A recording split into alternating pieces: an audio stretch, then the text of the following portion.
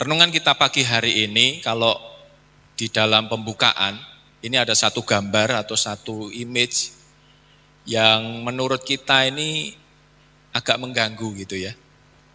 Nah, apa yang ada di dalam pikiran Bapak Ibu Saudara ketika melihat gambar ini? Yang pertama kali terbersit, yang terpikirkan di dalam pikiran kita apa kira-kira? Apa saudara? Kelaparan. Ada lagi?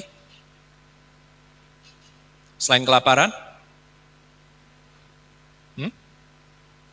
Apa saudara? Ini ada satu gambar di mana ada anak-anak di benua Afrika ya, yang mengalami busung lapar saudara.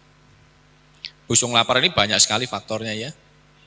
Bisa saja karena kegagalan suatu negara dalam mengelola ekonominya, juga bisa saja karena pecah perang saudara. Ya, di Afrika begitu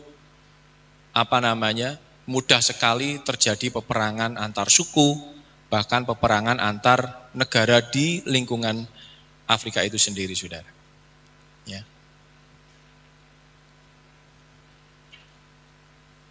Ini biar Pak. Kanan. Terus, iya. Ya saya kasih judul renungan kita pagi hari ini, yaitu kenapa atau mengapa ada penderitaan dan kejahatan. Ya. Penderitaan, tadi disebutkan kelaparan itu sebagai salah satu saudara? Salah satu wujud dari penderitaan. Kenapa ada penderitaan? Kenapa ada kejahatan di dunia ini, di muka bumi ini? Kenapa saya sebutkan ada penderitaan, ada kejahatan? Ada satu hubungan koneksi yang tidak bisa dipisahkan antara kejahatan dan penderitaan, saudara. Ya, mungkin tidak hanya satu atau dua dari Bapak Ibu Saudara yang ada di pagi hari ini saat ini merasakan adanya satu penderitaan. Penderitaan ini banyak sekali.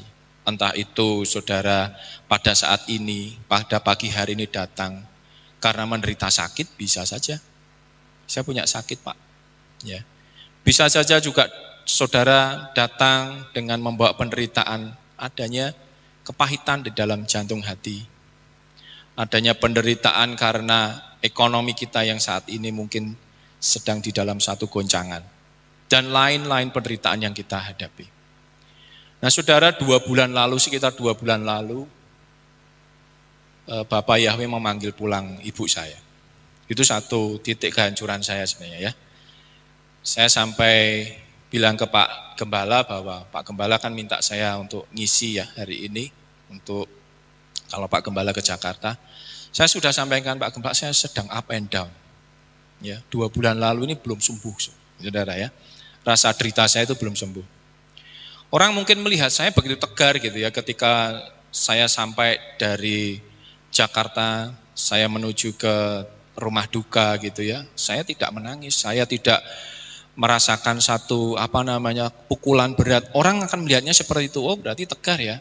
Bahkan teman saya ketika juga ada di situ, yang dari Jakarta juga datang, sampaikan, wah Pak Dedeng kuat ya, bisa menghadapi satu rasa kesedihan dengan tegar gitu. Tidak saudara. Sekalipun saya tidak keluar air mata, tetapi hati saya hancur saudara. Hati saya begitu terpukul. Bahkan sampai hari ini pun ketika saya mengingat ibu saya, selalu saya masih bertanya, kenapa penderitaan itu ada? Kenapa kejahatan itu ada? Ya. Kalau Bapak Ibu Saudara, sebagian dari Bapak Ibu Saudara mengenal ibu saya, misalnya Mbak Eko, mungkin Pak Gembala juga bisa jadi saksi. Ibu saya itu tidak pernah dan tidak akan pernah mau untuk berobat saudara. Tidak pernah dan tidak akan pernah mau minum obat saudara, apapun sakitnya. Apakah ibu saya sakit-sakitan? Tidak.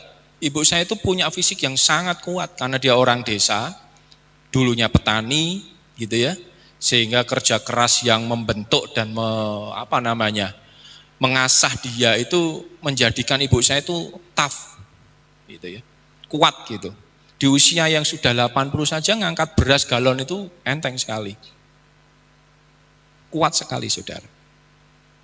Dan ibu saya punya iman yang sangat-sangat luar biasa, undoubtful, saudara. Tidak bisa diragukan lagi. Kalau bisa ngajak dia ke rumah sakit, katakanlah dia mengeluh gitu ya, saya ada keluhan ini gitu ya, ayo bu ke rumah sakit, kalau bisa luar biasa. Ini tidak bisa, saudara.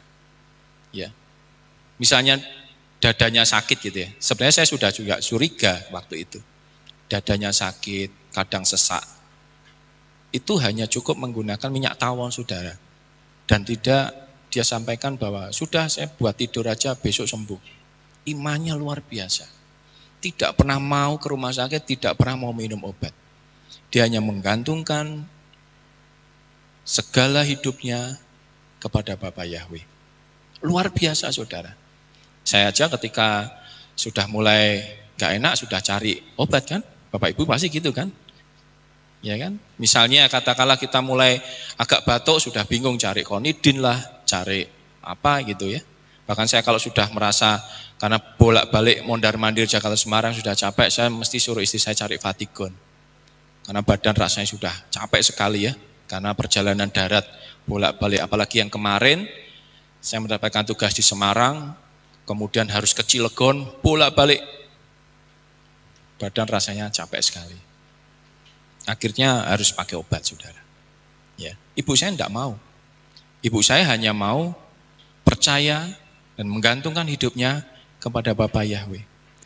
Tetapi pertanyaan, kenapa dia harus dipanggil dalam kondisi sakit?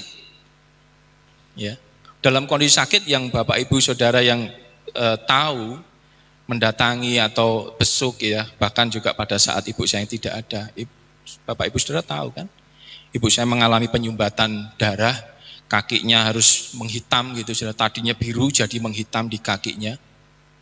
Ibu saya pun bertanya, kok bisa ya seperti ini? Ya, dan harus dilakukan operasi untuk mengambil sumbatan itu. Tetapi ya, itu hanya mengulur waktu saja. Hingga akhirnya ibu saya mengalami emboli yang terakhir, mengalami kesesakan yang begitu hebat subuh itu di 2 bulan lalu, hingga akhirnya dipanggil Bapa Yahweh. Nah saudara, saya masih bertanya kepada Bapa Yahweh. Bahkan saya sempat ngambek kepada Tuhan. Percaya nggak saudara, saya sempat ngambek. Ngambeknya apa? Kalau saya di Jakarta, saya punya talit, saudara. Ya, saya dibelikan istri saya talit. Jadi kalau saya doa pasti pakai talit. Saking ngambeknya saya doa nggak pakai talit, saudara. Wis doa sak perlunya doa, pokoknya aku budal kerja, saya berangkat kerja, seperlunya saya doa. Saya hanya nyapa Tuhan, Tuhan selamat pagi, terima kasih berkat-Mu, saya berangkat, sertai selesai. Tidak seperti biasanya bagaimana saya komunikasi dengan Tuhan. Saya mendoakan anak-anak saya, istri saya, bahkan mendoakan Pak Nino, jemaat, mendoakan Pak Lukas dan jemaat di Magelang, bahkan mendoakan tempat saya bekerja. Enggak, singkat saudara, 3 menit kurang. Saya pulang, langsung berangkat kerja. Tidak pernah pakai talit, tidak pernah lagi Shema Yisrael, langsung doa, cabut. Saking ngambeknya saya.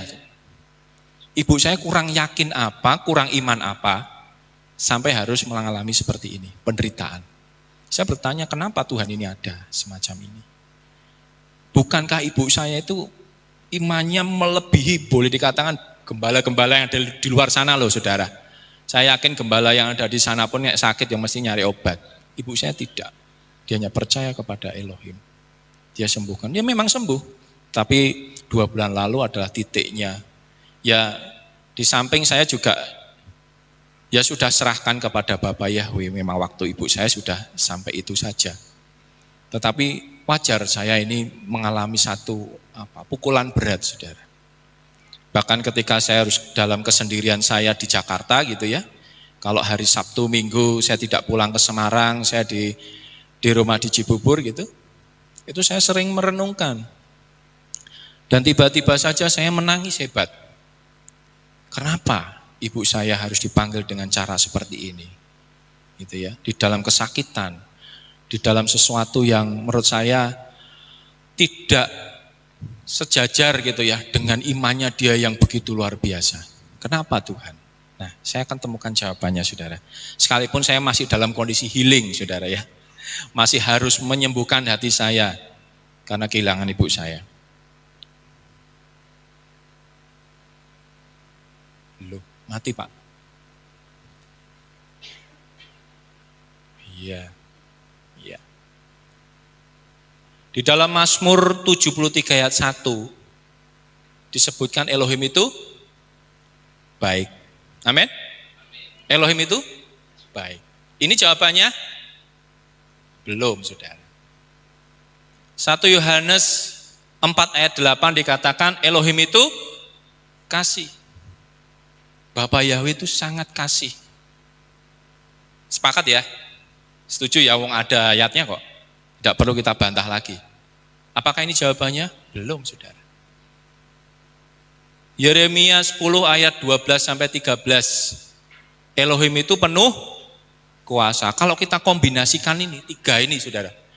Elohim itu baik, Bapa Yahweh itu baik, Bapa Yahweh itu kasih, Bapa Yahweh itu penuh kuasa. Seharusnya bisa nggak membuat ibu saya ini tidak sakit? Kalaupun panggil dengan cara wajar, dengan cara ya katakan dalam tidur Tuhan panggil, bisa enggak? Wong mengasihi kok, wong dia penuh kuasa kok, dan dia baik, ngapain harus dikasih penderitaan seperti itu? Kalau saudara tahu ibu saya itu tiap malam enggak nidurin saudara, karena kesakitan yang luar biasa, sakit, balik-balik gini sakit gitu ya. Bahkan juga saya mendengar ada dulu satu hamba Tuhan di Ulingi, ya di daerah Jawa Timur, itu sudah sampai sepuh pun masih melayani Tuhan, tapi pada saat kematiannya, ajalnya, dia dalam kesakitan luar biasa. Ada apa, saudara? Apakah Elohim itu seperti ini? Ya, kenapa anak Tuhan yang setia, yang imannya luar biasa, itu mengalami yang seperti ini, mengalami penderitaan? Bukankah Elohim baik? Bukankah Elohim itu kasih? Bukankah Elohim itu penuh kuasa? Harusnya bisa. Katakanlah ketika kita dalam satu masalah, Tuhan selesaikan. Berapa banyak dari kita yang mengalami seperti ini, saudara? Akhirnya kecewa dan tinggalkan Tuhan. Sama seperti saya, untung saya cuma ngambek. Coba kalau saya tidak lagi percaya Tuhan, nggak pakai Tuhan, nggak ibadah, saudara. Nggak mau saya untuk gantiin Pak Nino. Nggak Pak, saya cuma bilang Pak, saya sedang up and down karena saya perlu menyembuhkan hati saya Pak. Ya, tetapi justru lewat pelayanan yang Pak Nino minta untuk saya lakukan, saya menemukan jawabannya. Kalau sebelumnya Pak Nino nggak minta, mungkin saya nggak ngulik-ngulik itu HP untuk nyari kitab, nyari ayat, saudara. Tak biarin aja, wis pokoknya saya ngambek sampai saya puas ngambek, baru nanti saya kembali ke Bapa Yahweh. Mungkin akan seperti itu, saudara. Ya mungkin Pak Nino punya feeling gitu ya, iki arek iki ngambekan ya. Wis kayak pelayanan gitu ya. Akhirnya saya temukan jawabannya, saudara. Nanti jawabannya kita akan lihat, ya. Nah, saudara, berapa banyak dari kita yang juga mungkin mengalami kayak saya, bahkan jauh lebih berat, bikin usaha gagal, ya kan? Kerja ke sana ke sini, ya katakanlah pindah kerjaan, pindah majikan, pindah perusahaan, tidak pernah ada yang katakanlah memberikan kita nilai yang lebih gitu ya. Gajinya selalu kurang, gajinya selalu nombok. Ada yang seperti itu, saudara. Ya, bahkan mungkin ya mengalami banyak sekali masalah di dalam rumah tangga yang itu nggak bisa diselesaikan. Sementara saudara dan saya sudah begitu sungguh-sungguh mengiring Tuhan, sudah sungguh-sungguh ini ibadah, sudah sungguh-sungguh untuk melayani Tuhan, bahkan melayaninya luar biasa, ya kan? Belum lagi masih ikuti apalagi persekutuan-persekutuan di luar jam ibadah umum. Ada mezbah ikut mezbah, mungkin ada doa remaja, ikut doa remaja, ikut doa pelayan, tetapi tetap saja masalah itu muncul. Tetap saja masalah itu menghajar kehidupan kita. Ya. Saya pun juga merasakan begitu. Saya sudah taat sama Tuhan taat-taatnya. Ya, saya pernah bilang ke istri saya itu sudah tunduk setunduk-tunduknya. Mungkin kalau 5 tahun lalu mungkin saya boleh dikatakan rusak, saudara ya, korup. karena melakukan kejahatan di lingkungan perusahaan yang lingkungannya seperti itu. Saya masuk di dalamnya, bukan lagi menjadi garam dan terang, tetapi justru saya ikut di dalam kegelapan itu. Kalau 5 tahun lalu, oke, wajar saya mengalami penderitaan, Tuhan balas. Karena kamu kurang ajar, karena kamu ini tidak taat firman, tak ajar, ibumu tak panggil. Wajar mungkin saya akan bisa menerima itu dengan, ya sudah memang saya ini jahat di mata Tuhan. Saya memberontak terhadap Taurat Tuhan, wajar. Tetapi justru 5 tahun belakangan ini saya tunduk setunduk-tunduknya loh saudara. Ya, koser saya jalankan, gitu kan. Doa saya selalu doa menggunakan talit. Loh, saya pernah protes ke istri saya kurang apa mam, gitu kan. Saya juga taat, jika harus ibadah saya ibadah, gitu. Bahkan ada rasa yang hilang ketika saya tidak ibadah dulu, nggak mikir, orang ibadah gak apa-apa, abot gaweane saudara, disuruh ke sana, ke sini.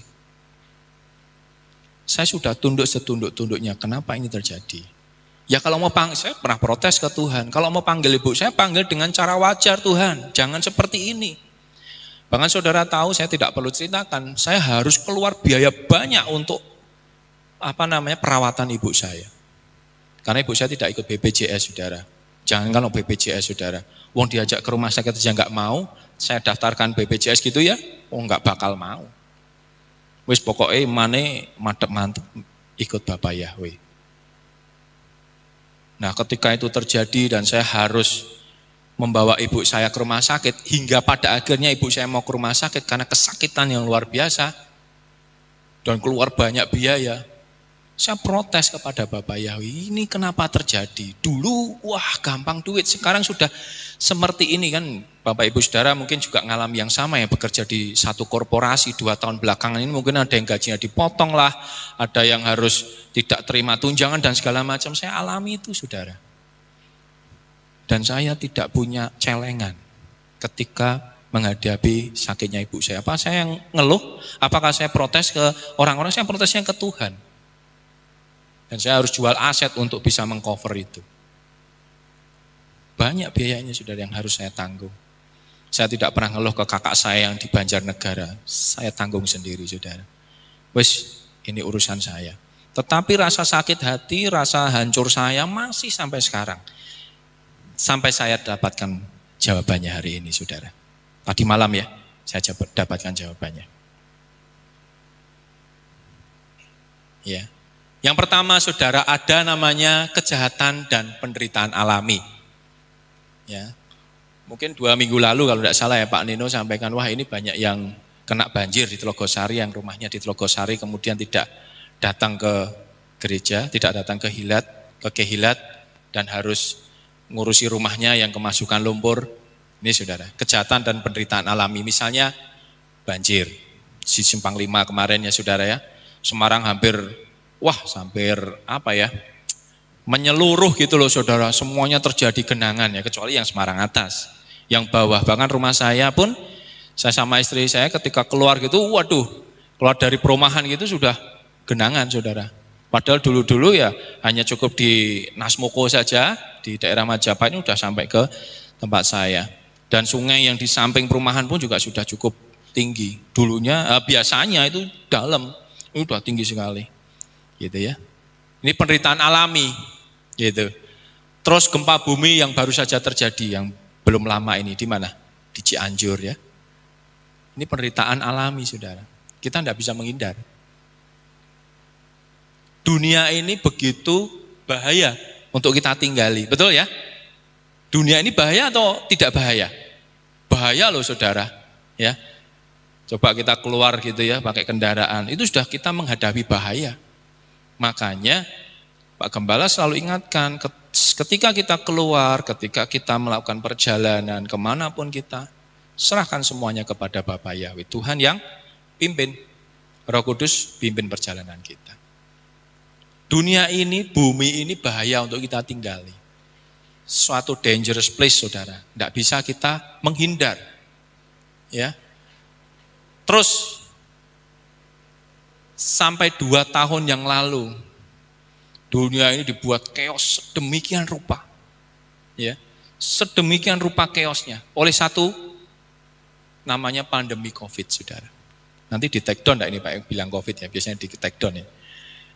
Ya. Kita begitu chaos, tidak hanya di Indonesia tetapi hampir seluruh dunia ini chaos. Chaos itu artinya sudah tidak lagi bisa dikendalikan, saudara. Ya. Bahkan sekarang di Cina pun, di RRT pun, ya, masih melakukan lockdown. Padahal besok atau hari ini harusnya ada perayaan tahun baru ya. Tetapi mereka ada pembatasan yang begitu ketat. Sampai sekarang sudah itu dilakukan. Ya sekalipun kita tahu bahwa peristiwa ini kan dibuat, saudara ya. Ya terus kadang ada orang yang ini kadang gini ya, saudara, kadang saya sharing gitu ya dengan teman-teman, dengan rekan-rekan, wah kowe iki penganut teori konspirasi. Ya mau konspirasi atau tidak, ini kenyataannya seperti ini. Bahkan sampai sekarang pun Anthony Fauci sebagai kepala, kalau sekarang kepalanya Kemenkes di Amerika pun tidak bisa menjawab. Ya karena saya yakin dan tahu ya penyebabnya dia juga, saudara. Ya. Kita tidak bisa menghindar, bumi ini begitu bahaya, saudara, untuk kita tinggali. Tidak ada yang bisa lepas dari segala macam risiko yang ada di dunia ini. Ini namanya kejahatan alami. Ya, bahkan kalau Bapak Ibu Saudara yang terkasih ya, kalau Bapak Ibu Saudara terikat dalam satu kontrak, ya, misalnya nih saya satu perusahaan gitu ya, berkontrak dengan perusahaan lain, melakukan kontrak, baik itu secara industrial atau baik secara itu hubungan kerjasama, ya. Industrial itu artinya misalnya ada satu perusahaan punya jasa atau punya produk, kemudian dia menjual itu kepada perusahaan lain secara korporasi, ya, kemudian mengadakan perjanjian atau kontrak. Atau kerjasama, sama-sama punya posisi yang setara. Kalau tadi kan posisinya tidak setara, yang satu pemilik, yang satunya adalah pemberi atau pemilik kerja, yang ini pemberi jasa. Statusnya beda. Tapi ada juga yang perusahaan yang melakukan kerjasama yang statusnya setara. Yuk kita join atau joint venture untuk membuat satu usaha baru, mengembangkan usaha baru. Mereka mengikatkan diri dalam satu perjanjian kontrak. Ya. Di dalam kontrak itu Bapak Ibu Saudara kalau ada menjumpai ada satu klausul namanya force majeure atau keadaan kahar. Itu kalau di dalam pengertiannya itu disebutkan itu bahwa merupakan act of God atau aksi dari Tuhan. Contoh misalnya gempa bumi, terus kemudian ada banjir, ya, flash flood dan seterusnya. Yang mengakibatkan kerjasama atau kontrak itu kemudian menjadi gugur. Dilakukan atau disebabkan karena adanya force majeure, kondisi kahar. Itu disebutkan sebagai act of God. Ya ini bahasa hukum ya, bahasa legalnya seperti itu. Nah, sehingga yang namanya kejahatan atau penderitaan alami ini kita hadapi setiap hari. Kita hadapi setiap hari di dalam lingkungan kita tidak bisa menghindar, saudara. Nah, kemudian yang kedua, ada kejahatan dan penderitaan moral. Kita buka dulu ya, saudara ya, di dalam Roma 3 ayat, saya minta tolong dibacakan.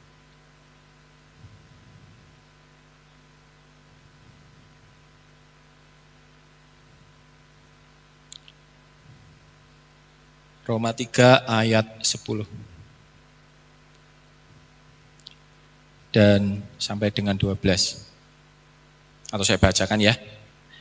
Sebagaimana yang telah tertulis, tidak ada yang benar, bahkan seorang pun tidak. Tidak ada seorang pun yang memahami, tidak ada seorang pun yang mencari Elohim. Perhatikan ayat 12. Semua orang telah menyimpang. Mereka semua menjadi tidak berguna.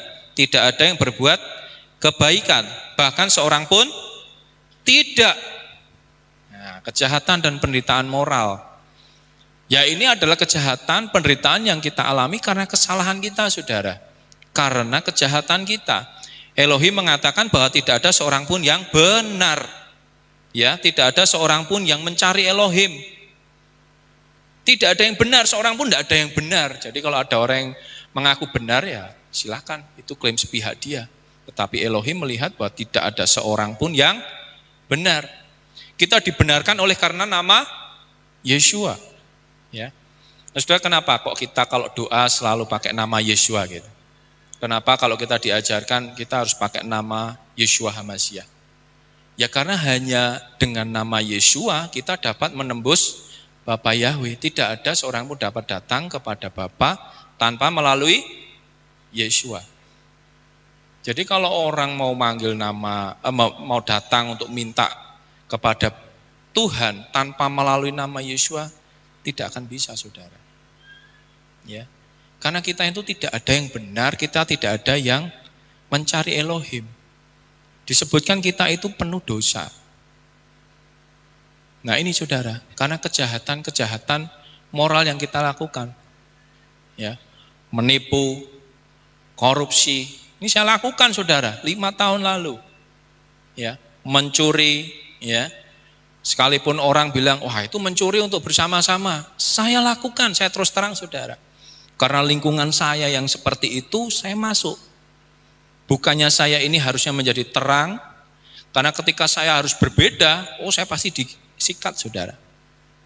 Ya, pasti saya akan ditendang, kamu nggak usah, karena kamu nggak bisa mengikuti pola kita.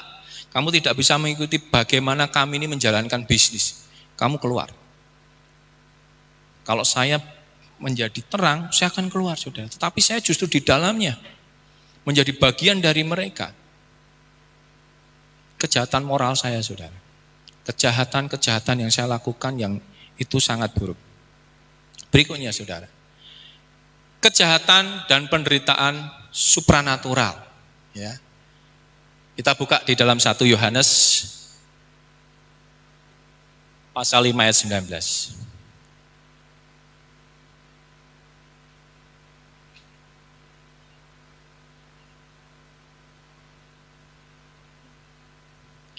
Dikatakan begini, kita tahu bahwa kita berasal dari Elohim dan seluruh dunia ditaruh di dalam yang jahat. Seluruh dunia ditaruh di dalam yang jahat.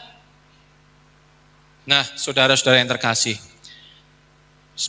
bicara supranatural ini bicara adalah kuasa-kuasa kegelapan, saudara. Masih ada loh orang Kristen yang, maaf ya, percaya tarot loh saudara. Ada yang di antara kita yang masih pakai tarot, sebaiknya bertobat saudara. Ya sekalipun hanya itu bilang, ini permainan aja. Ya ini karena lingkungan teman-teman, main-main aja. Ketika saudara main tarot, itu saudara sudah mendukakan hati Roh Kudus. Tahu tarot ya? Ada yang belum tahu tarot? Kartu ramalan. Ya, katakanlah misalnya kalau gambarnya ini king gitu ya, atau gambarnya raja, bahwa kita akan diberkati gitu. Terus kita percaya. Masih ada yang percaya horoskop. Nah gini, kejahatan-kejahatan supranatural. Jangan dibilang bahwa saya sudah percaya Yahweh terus kita kadang lupa hal-hal begini saudara. Di dalam komunitas, pekerjaan, komunitas, teman-teman di luar pekerjaan misalnya ya, ketemu di kafe, main tarot. Itu saya pernah lihat loh saudara. Anak-anak Tuhan tuh, yang katanya anak Tuhan ya. Ketemu tuh, main tarot saudara. Kartuku ini gambarnya pangeran berkuda. Wah ini aku bakal dapat jodoh. Masih ada yang seperti itu saudara. Kemudian adalah fortune teller atau memberikan tahu ramalan kita. Itu kejahatan di mata Bapak Yahweh loh saudara. Sangat-sangat jahat. Kemudian sakit karena diguna-guna dan segala macam. Kejahatan supranatural. Nah saudara,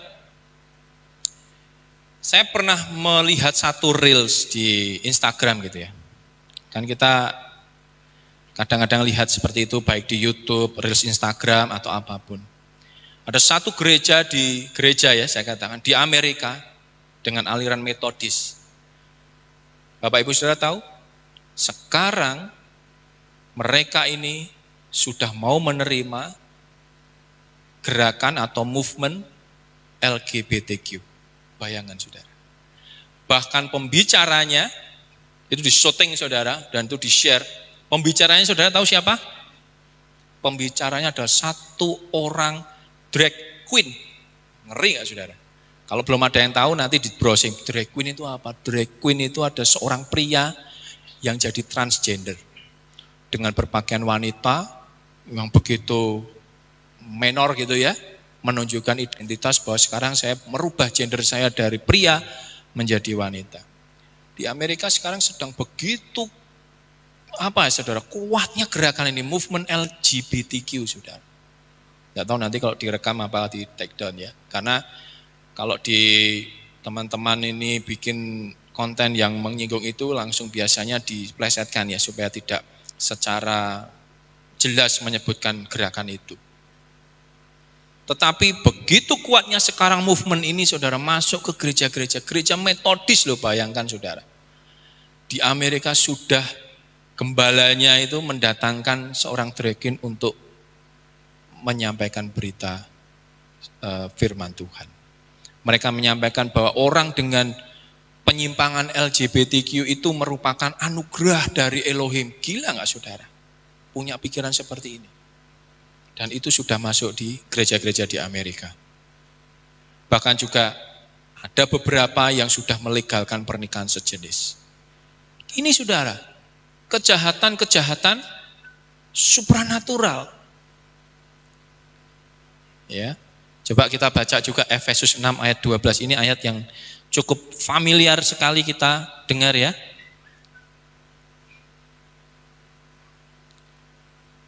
Efesus 6 ayat 12. Dikatakan demikian. Sebab bagi kita pertarungan itu bukanlah melawan apa? Darah dan daging. Melainkan melawan penguasa-penguasa, melawan otoritas-otoritas, melawan penghulu-penghulu dunia kegelapan zaman ini, penghulu dunia kegelapan saudara ya, melawan hal-hal spiritual yang jahat di alam surgawi. Nah saudara yang terkasih, kita mesti hati-hati benar, mulai selektif sekarang ya. Saya punya teman nih ya, saya punya teman kuliah, tinggal juga di Semarang, jadi salah satu jemaat di gereja yang besar di Semarang. Bapak Ibu saudara tahu apa yang di-sharingkan di Facebooknya? Ya. Satu waktu dia men-sharingkan satu ibadah gitu ya, di mana dia merayakan Hanukkah. Kemarin kita merayakan ya Hanukkah ya, atau Light Festival gitu ya. Lain waktu, karena itu hanya beda beberapa hari, dia merayakan apa saudara? Christmas, Natal. Coba bayangkan sudah campur aduk kayak gitu. Jadi saya heran, dia ini mau ikut yang mana gitu loh. Hanukkah dirayakan, Christmas dirayakan. Ya. Jadi sayang sekali, banyak sekali anak-anak Tuhan yang mengklaim dirinya ini anak Tuhan, itu orang Kristen. Pada ujungnya dipengaruhi oleh anasir-anasir ya, katakanlah ini adalah otoritas-otoritas, penguasa-penguasa, campur aduk saudara. Ya. Dulu juga pernah saya sampaikan di khotbah sebelumnya, pakai panji-panji dengan huruf Ibrani, ya, gembalanya pakai jubah raja, pakai mahkota, masih panggil A. Bayangkan saudara, ini maunya apa gitu kan ya? Maunya apa? Mending sekalian, ya ini yang nanti akan Tuhan muntahkan, karena dia adalah lukewarm atau suam-suam kuku. Tuhan tidak mau saudara. Ya, kalau kamu benar ya, ibadahlah dengan cara yang benar. Bagaimana kamu menyembah Bapa Yahweh dengan cara yang benar? Ya ibadahlah dengan cara yang benar. Nah ini saudara, penguasa-penguasa kegelapan ini sekarang semakin hari semakin kuat saudara. Bahkan di Amerika itu anak-anak yang umur, maaf ya, PAUD gitu ya, karena disebutkan sebagai preschool di sana, diizinkan. Orang tua tidak boleh, bahkan guru juga tidak boleh mengarahkan anak itu. Anak itu punya kebebasan menentukan gendernya sendiri. Sementara yang kita tahu gender itu cuma ada dua kan saudara ya. Kalau enggak pria ya wanita. Tetapi di Amerika mereka sudah dibebaskan. Orang tua tidak boleh lagi mengatakan, oh kamu cewek, kamu cowok. Si anak itu punya kebebasan. Kalau dia merasa meskipun terlahir sebagai pria, anak laki-laki, punya kecenderungan ke sana, dia boleh mengatakan, oh saya sebagai anak perempuan. Ngeri sekali saudara. Begitu bebasnya, ya, begitu mengerikannya, bagaimana anasir asing, kuasa kegelapan ini sudah menguasai dunia ini. Ini baru di Amerika. Bukan tidak mungkin ada di Indonesia, saudara. Ya, kenapa saya bisa katakan kenapa tidak mungkin? Bukan tidak mungkin. Wong saudara saja ketika mengalami namanya tadi, ini virus ini, kita langsung ikuti apa yang kata pemerintah lakukan, gitu kan? Artinya bahwa penguasa-penguasa otoritas ini masih bisa di-steer, saudara, masih bisa melakukan kompromi-kompromi. Nah ini saudara, kita perlu juga sekarang ini sangat-sangat hati-hati, selektif.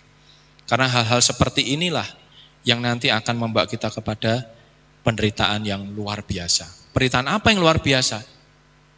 Hal-hal seperti ini. Penderitaan kita tidak menikmati pengangkatan, saudara. Penderitaan kita akan mengalami tribulation atau masa kesusahan besar. Karena kejahatan-kejahatan yang terus kita lakukan. Terus kalau kita kembali lagi ke pertanyaan yang pertama tadi. Kalau ibu saya sudah baik, ibu saya penuh iman, dia kan tidak melakukan kejahatan yang sudah ditulis di sini. Yang tidak disampaikan di depan ini, kenapa juga mengalami penderitaan? Belum saudara, kita belum sampai ke jawaban ke sana. Nah saudara yang terkasih, saya minta untuk kita coba selidiki ya, apakah yang sudah kita lakukan? Apa yang sudah pernah kita kerjakan selama ini? Yang jahat, yang itu memberontak Torah Tuhan, yang melakukan, yang mendukakan hati Roh Kudus, kita selidiki hati kita. Yang paling banyak biasanya adalah kejahatan moral kita, saudara. Ya. Kita mengeluh pun itu sudah kejahatan moral. Karena itu sebagai tanda kita enggak percaya adanya Elohim. Ketika kita mengeluh dengan kehidupan kita, ketika kita menyatakan bahwa kenapa saya menderita, itu sebenarnya juga suatu kejahatan. Karena kita tidak percaya Elohim itu ada, amin. Tetapi kalau kita percaya, kita tidak akan mungkin berkata seperti itu, saudara. Nah kita akan sampai ke sana. Kejahatan dan penderitaan itu ada satu paket yang tidak bisa dipisahkan. Penderitaan ada karena kita melakukan kejahatan, penderitaan ada karena adanya kejahatan. Karena adanya korupsi. Bukan korupsi secara uang, tetapi korupsi secara iman, saudara. Kalau bahasa Inggrisnya korup, kita menjadi korup. Ya, kemudian kalau di Indonesia, asosiasinya kalau korupsi ya cuma ngambil uang, cuma mengambil yang bukan miliknya, bukan haknya, motong hak orang, itu korupsi. Tetapi bahasa secara umum namanya korup, kita menjadi korup atau file korup gitu ya. Kalau kita copy file gitu ya, kita di dalam mengoperasikan laptop atau PC gini, ketika kita membuka file, ambil file, terus disebut di sana muncul taskbarnya file korup. Itu bukan filenya nyolong file yang lain, bukan, tetapi filenya rusak, saudara. Jadi korup itu secara bahasa umum bisa dikatakan satu kerusakan. Kita korup secara moral, korup secara iman, bukan korup sebagai hanya ngambil uang, bukan. Tetapi korup benar-benar korup. Kita rusak secara keseluruhan. Nah itulah yang menyebabkan penderitaan. Tetapi jawaban pertanyaan yang pertama belum dijawab oleh hal-hal ini, saudara. Ya. Saya sudah benar, saya sudah setia, saya sudah melayani Tuhan sepenuh hati. Waktu saya sudah saya berikan untuk Tuhan, saya persembahan juga selalu, perpuluhan saya lakukan. Tapi kenapa masih terjadi penderitaan? Kenapa masih terjadi hal-hal yang buruk yang saya alami? Yang pertama saudara, ya, jika kejahatan dan penderitaan ada, maka Elohim pasti ada. Kita buka saudara di dalam Mazmur 7 ayat yang kedua.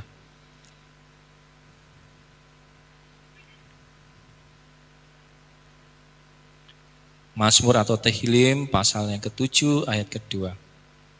Sudah ketemu ya? Saya akan bacakan. Ya Yahweh Elohimku, aku berlindung padamu, selamatkanlah aku dari semua orang yang memburu aku dan bebaskanlah aku. Daud ini begitu diselimuti rasa ketakutan yang tinggi saudara. Dia dikejar-kejar, dia akan dibunuh. Sehingga dia katakan, ya Yahweh Elohimku, aku berlindung padamu, selamatkanlah aku dari semua orang yang memburu dan bebaskanlah aku ya Bapa. Di dalam segala kesesakan, di dalam kejahatan, di dalam penderitaan, ya kita katakan itu semua ada di dunia ini tadi ya, ada 3 macam kejahatan dan penderitaan di dunia ini, baik secara alami, penderitaan yang kita hadapi tiap hari ketika kita ada di luar, kita bekerja, kita beraktivitas, selalu ada resiko di luar sana. Kemudian ada kejahatan moral yang kita lakukan, kemudian ada kejahatan-kejahatan supranatural yang juga lekat dan dekat dengan kita. Yang tadi saya minta Bapak Ibu Saudara juga mulai hati-hati, perhatikan anak-anak ya. Ini saya juga agak mulai kenceng saudara ya. Ini anak-anak saya juga kadang susah dikasih tahu saudara. Maaf ya misalnya nih Pokemon, dikasih tahu yang bandel gitu ya. Tapi kan saya harus tetap ngasih tahu, ini nggak betul gitu ya.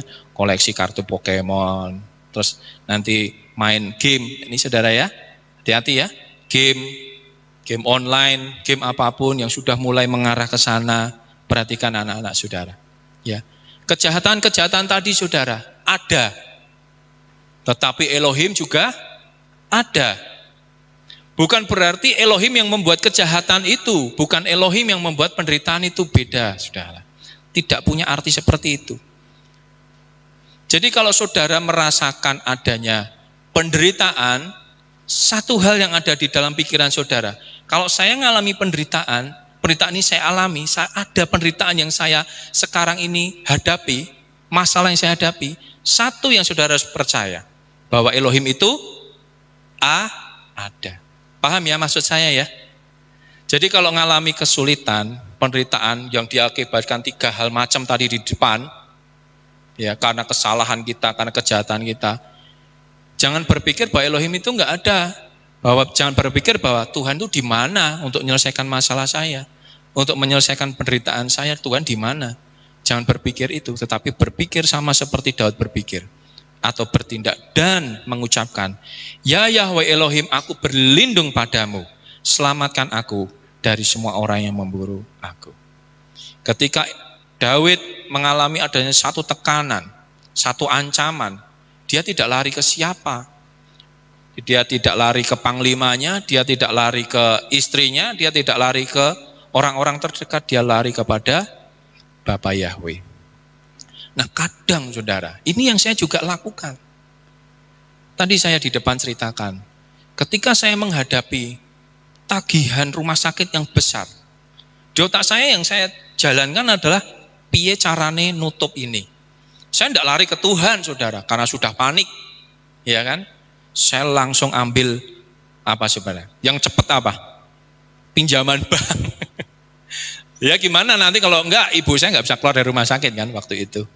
Piye carane nutup ini? Langsung pikiran saya adalah cari pinjaman bank. Utang dulu. Wis, pokoknya close. Pikir belakangan. Itu saya lakukan. Otak manusia saya. Ya. Kedagingan saya lebih saudara.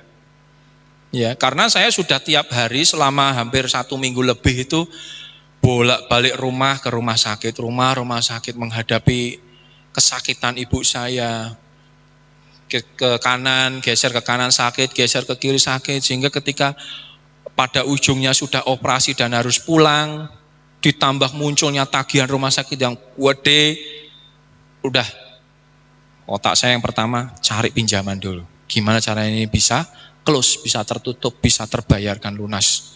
Wis nanti pikir belakangan masalah saya. Tidak lari kepada Bapak Yahweh. Ya. Tidak tahu bahwa Bapak Yahweh itu ada. Tidak menyadari bahwa Elohim itu ada. Yang saya sadari bahwa yang ada itu adalah bank untuk bantu saya. Yang saya sadari adalah bagaimana saya bisa dapat duit cepat untuk nutup tagihan itu. Ya. Itu yang di dalam otak saya. Saya tidak berpikir seperti Daud berpikir. Saya tidak merasakan apa yang Daud sudah rasakan. Nah, saya minta saudara, yang pertama, ketika saudara mengalami adanya satu gocohan ya terhadap iman kita, itu jangan lari kemana-mana dulu. Datang kepada Bapak Yahweh. Ya, saya ngomong begini karena saya lakukan. Ini menurut saya kejahatan yang sudah saya lakukan. Tadi saya katakan bahwa kita mengeluh saja sudah satu kejahatan moral di hadapan Bapak Yahweh. Terlebih ini saya sudah melupakan Bapak Yahweh. Saya enggak mengeluh memang, tetapi saya sudah mengesampingkan Bapak Yahweh. Bapak Yahweh saya taruh di tempat yang lain, yang saya taruh di depan saya adalah bank. Banknya saya utamakan. Bang, tolong saya kontak bank. Tolong saya pinjam duit segini dengan jaminan ini. Baik, cair, saya bisa close. Nah ini saudara, menempatkan Tuhan, menempatkan Bapak Yahweh di tempat yang lain. Itu sudah satu kejahatan moral. Itu sebabnya penderitaan kita tidak akan pernah ada habisnya, saudara. Ingat apa yang sudah Daud lakukan. Daud datang kepada Bapak Yahweh untuk minta pertolongan, minta perlindungan, dan pembelaan dia.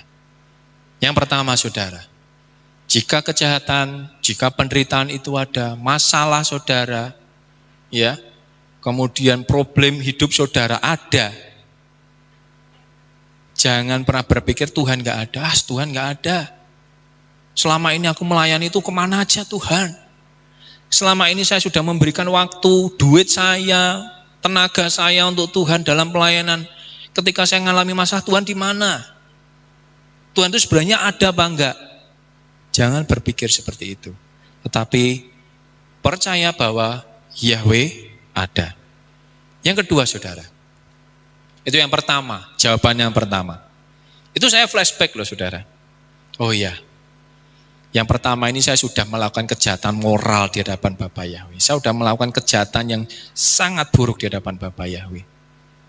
Sehingga kenapa hati saya sangat sulit untuk diobati. Masih rasa gelo gitu loh saudara ya. Kecewa banget. Ibu yang disayang-sayang gitu kan.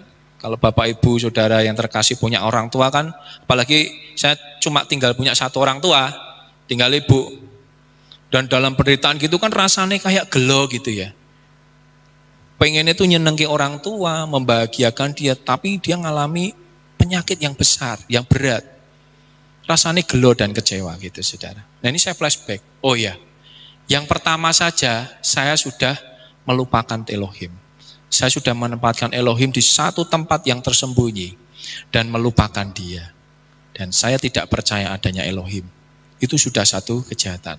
Ini jawaban yang pertama saudara. Yang kedua, nah ini yang mungkin saya katakan ada beberapa dari Bapak Ibu Saudara yang mungkin agak kontra dengan ini saudara. Tetapi ini jawaban yang diberikan kepada saya. Yahweh Elohim itu ada dengan segala kedaulatannya. Mungkin Bapak Ibu banyak yang enggak sepakat, tapi kita buka saja Ayub 23 ayat 13.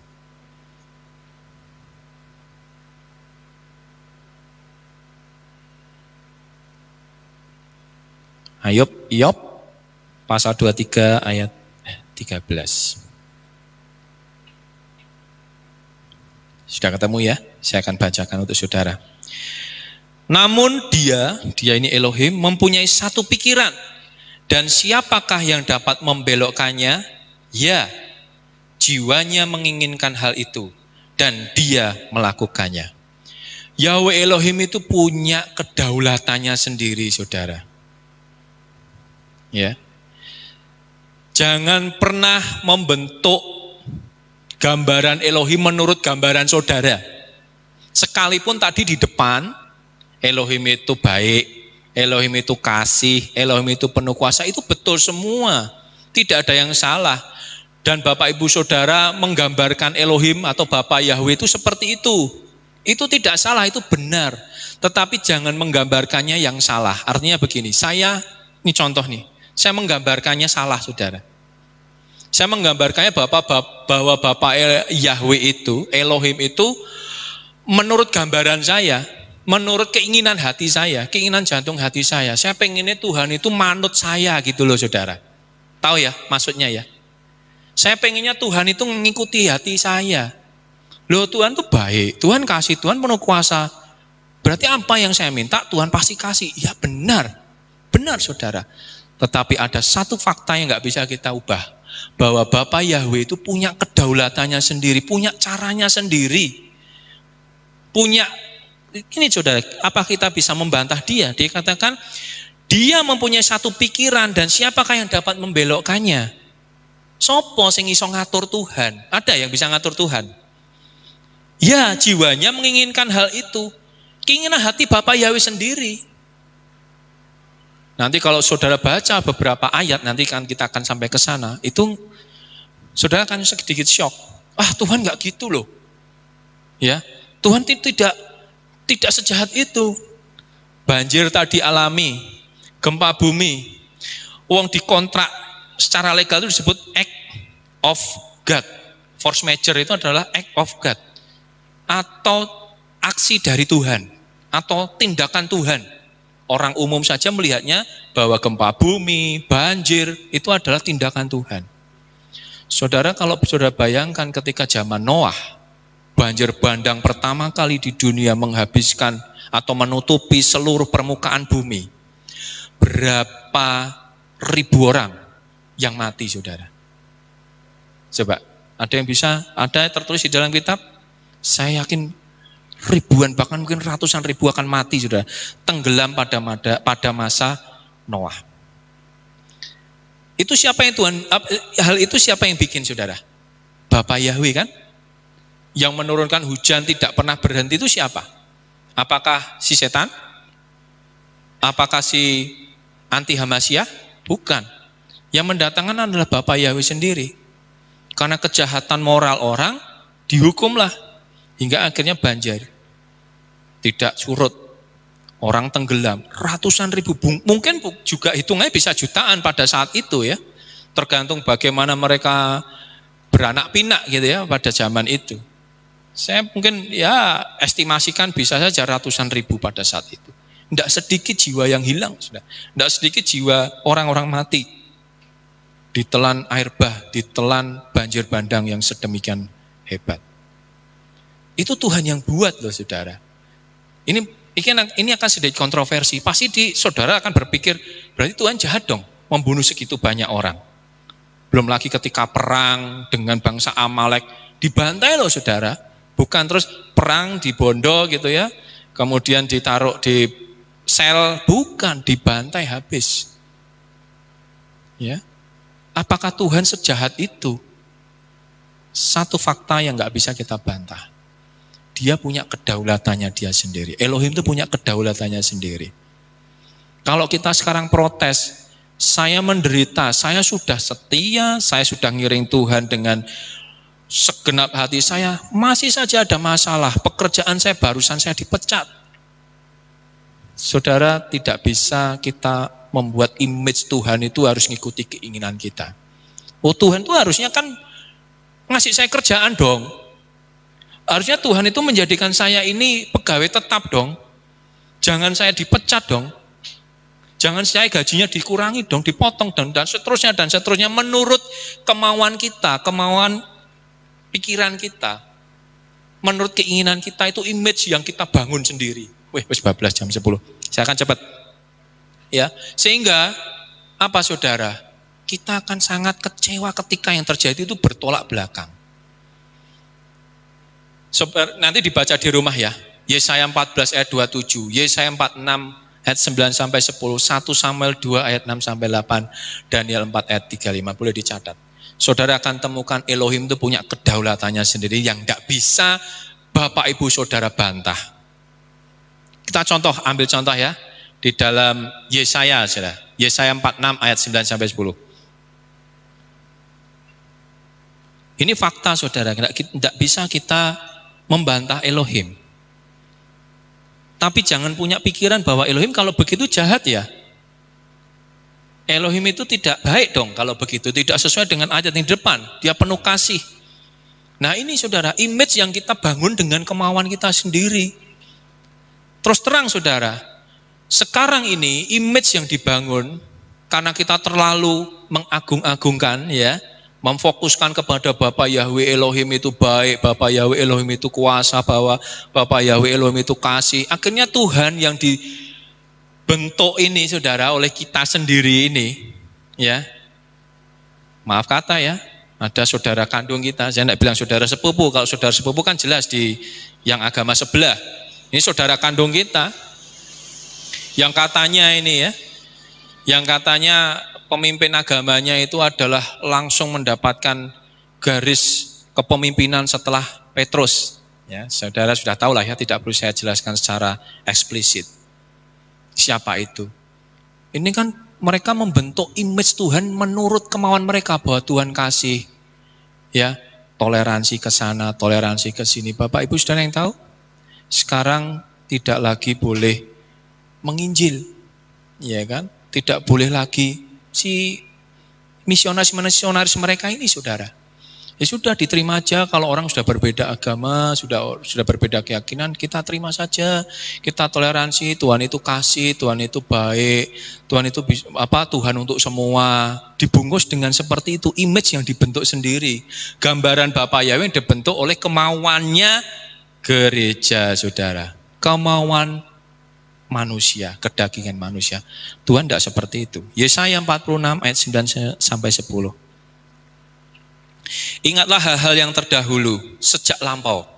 Karena akulah Elohim dan tidak ada Elohim lain, dan tidak ada yang seperti aku, yang menyatakan hal yang kemudian sejak permulaan dan apa yang belum pernah terjadi sejak lampau, dengan mengatakan rencanaku akan berdiri tegak dan aku akan melakukan semua kehendakku. Dia itu adalah Elohim yang mempunyai kedaulatan sendiri. Mau dengan caranya dia mengasihi, mau dengan caranya dia menghajar kita, caranya dia sendiri saudara. Sehingga ini saya akhirnya dapat jawaban. Kalau Tuhan, Bapak Yahweh memanggil ibu saya dalam kondisi seperti itu, cara Tuhan. Saya tidak punya kewenangan untuk membantah dia. Kalau Bapak Ibu Saudara, kalau di sidang persidangan gitu ya, ketika ada tuntutan kita masih punya pledoi.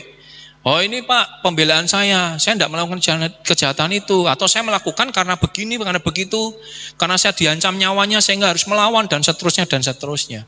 Bahkan termasuk saya punya tanggungan anak kecil Pak, tolong saya beri keringanan. Itu pledoi kita susun sebelum putusan hakim. Tetapi kita tidak punya saudara. Jangan membentuk image gambaran Bapa Yahweh menurut keinginan kita. Saya tidak ingin punya Elohim yang lembek, saudara. Ya, wong kita saja sering sekali juga diajarkan bahwa dia itu seperti bapa yang juga menghajar anaknya. Betul ya? Jadi kalau diajar ya jangan ngeluh, jangan terus ngomong bahwa Tuhan tidak ada, bahwa Elohim tidak baik, Elohim tidak kasih. Tidak. Dia tetap kasih, dia tetap baik, tapi dia punya caranya sendiri. Dia punya kedaulatannya sendiri.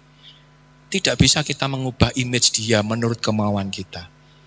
Akhirnya ya tadi, image yang dibentuk Tuhan kasih, Tuhan baik, lembek rasanya gitu loh. Tuhan tuh kayak nggak punya wibawa gitu, nggak punya kuasa yang gede. Yang ketiga saudara, Yahweh Elohim berkuasa dan mengendalikan kondisi. Ini yang penting yang saudara perlu ketahui. Ya. Tadi dikatakan bahwa Yahweh Elohim itu punya kedaulatannya sendiri. Dan efeknya apa? Bahwa dia ini penuh dengan kuasa dan bisa mengendalikan kondisi kita. Yang ketiga adalah yang perlu kita sadari dan kita yakini bahwa Bapa Yahweh itu mengendalikan kondisi, mengendalikan keadaan kita. Jangan berpikir ketika kita menghadapi tadi beberapa masalah, Tuhan tidak ada. Tuhan di mana engkau? Saya kendalikan sendiri masalah saya. Tidak saudara. Yahweh ada dan Yahweh berkuasa untuk mengendalikan kondisi. Kita buka di dalam Mazmur 103.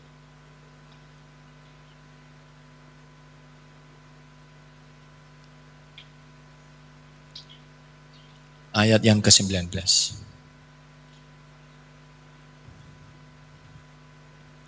Dikatakan Yahweh telah mempersiapkan tahtanya di Samayim dan kerajaannya berkuasa atas semua. Dia berkuasa enggak atas penderitaan kita? Berkuasa saudara. Dia berkuasa enggak atas masalah kita? Berkuasa. Dia mengendalikan kondisi. Saya enggak mau punya Tuhan yang enggak in charge ke apapun. Saya enggak mau punya Tuhan yang lepas tangan. Bahkan sekarang ada loh saudara, pengajaran yang mengatakan bahwa Tuhan itu menurut proses. Jadi kalau belum dijawab doanya, ya nanti tunggu proses. Tuhan sedang berproses. Ada loh yang pengajaran seperti itu. Nanti saja kalau kita ada masalah, Tuhan itu baru tahu masalah kita, nanti dibantu oleh Tuhan. Itu namanya Tuhan proses. Enggak. Tuhan sudah tahu. Bahkan tadi dikatakan bahwa Tuhan itu merencanakan, rancangannya kan dilakukan menurut kehendaknya. Bahkan di pengertian Bereshit di dalam kitab Kejadian itu sebenarnya Tuhan sudah merencanakan penyelamatan manusia melalui Yeshua HaMasyiah. Dia tahu saudara, tapi sadari itu kedaulatan Bapa Yahweh sendiri. Kita tidak bisa ngatur Tuhan, tidak bisa ngajari Tuhan, tidak bisa nyuruh Tuhan. Kita hanya berdoa minta Tuhan jawab doa. Silakan saudara, punya iman tetap punya iman. Tetapi jangan pernah membuat image, gambaran Tuhan menurut keinginan hati kita sendiri. Yahweh berkuasa. Yahweh dapat mengendalikan kondisi. Kalau saat ini kita ada dalam kondisi yang tidak baik, kita kembali ke Ayub saudara. Ayub di dalam segala keenakannya gitu kan.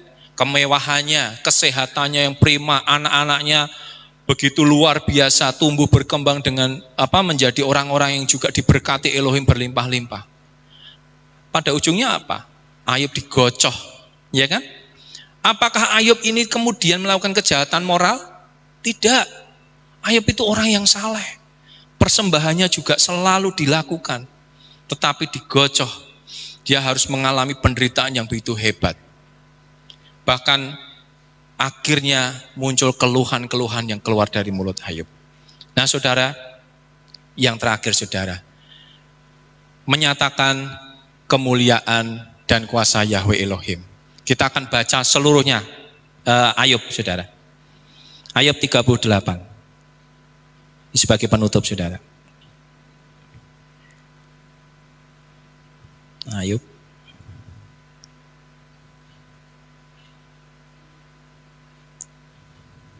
Ya.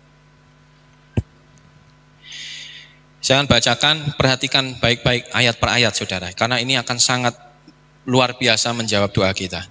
Lalu Yahweh menjawab Ayub dari badai dan berkata, ini setelah Ayub ngeluh ya saudara, setelah Ayub ini bukan ngeluh sih, tapi protes kepada Bapa Yahweh. Bukankah saya sudah begini, bukankah saya sudah begitu, bukankah saya hidup saleh? Tadi ingat di dalam di pembukaan tadi bahwa tidak ada seorang pun yang benar, ya.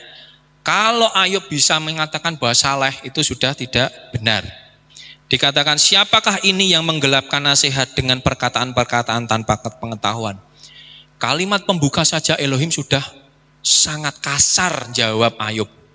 Kalau menurut saya ini kasar. Bapak Yahweh jawab, ini sopo sing lancang berani ngomong ini dengan perkataan-perkataan tanpa pengetahuan.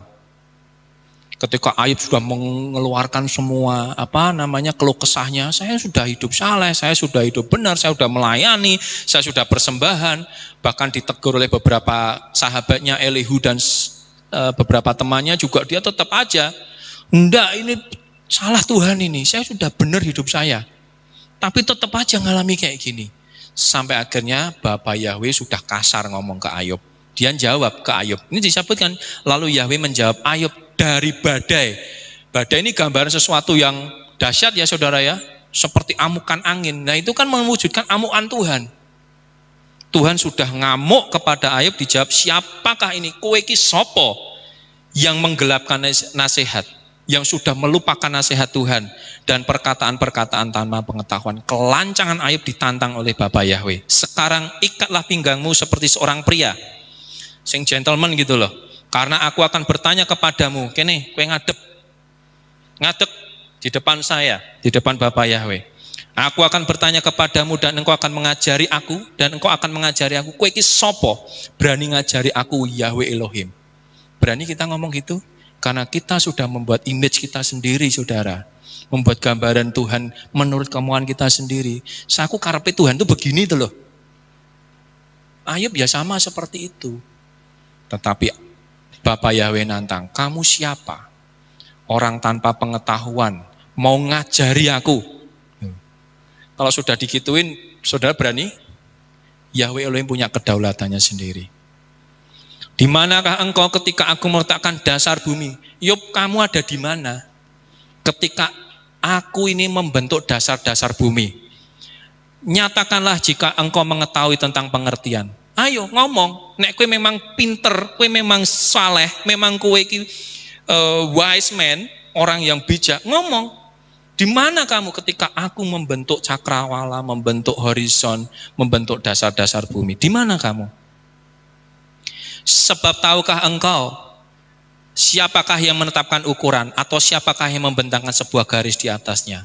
Di atas apakah fondasi dipasang atau siapakah yang meletakkan batu penjurunya? Ketika bintang fajar bernyanyi bersama-sama dan semua anak Elohim bersorak-sorai dengan sukacita, atau siapakah yang menutup lautan dengan pintu ketika dia meluap keluar yang keluarnya dari kandungan? Ketika aku membuat awan menjadi pakaiannya dan kegelapan menjadi kain pembalut pusarnya, dan aku mematahkan batasku padanya dan menyusun tiang-tiang dan pintu-pintu, dan aku berfirman, engkau dapat datang kemari tetapi tidak lebih jauh, dan di sini gelombang-gelombang kesombonganmu akan dibatasi. Coba saudara, ketika kita sudah mengucapkan Tuhan aku tuh kan sudah melayani, Tuhan tampar loh kita. Kamu ini siapa? Kamu berani ngajari aku. Kamu orang tanpa pengertian, tanpa pengetahuan, berani-berani ngajari Bapa Yahweh Elohim. Dan mengatakan bahwa kamu ini cukup saleh, kamu cukup benar, kamu sudah bekerja keras untuk kerajaan Tuhan. Siapa kamu? Tantangan Tuhan itu luar biasa. Dia bicara dalam badai itu sudah amukan, sudah marahnya Elohim loh saudara. Dan kesombongan kita yang tadi kita katakan, saya sudah setia. Tuhan, ibu saya itu sudah imannya sangat besar. Melebihi gembala-gembala yang ada di luar sana loh Tuhan. Itu bagi Tuhan sudah satu kesombongan saudara. Nah ini jawaban yang saya dapat. Mungkin akan sangat bertentangan dengan hati saudara saat ini. Wah, ya enggak mungkin dong. Tuhan itu kan kasih, Tuhan itu penuh kuasa, Tuhan itu baik. Harusnya Tuhan mau menolong saya. Benar, Tuhan tolong kita. Tapi dia punya kedaulatannya sendiri. Ada waktunya Elohim menghajar kita dalam kemurkaannya. Tapi ada kalanya dia menghajar kita dengan kasih. Dia punya caranya sendiri. Dia punya caranya sendiri. Amin. Amin. Bapak yang memberkati.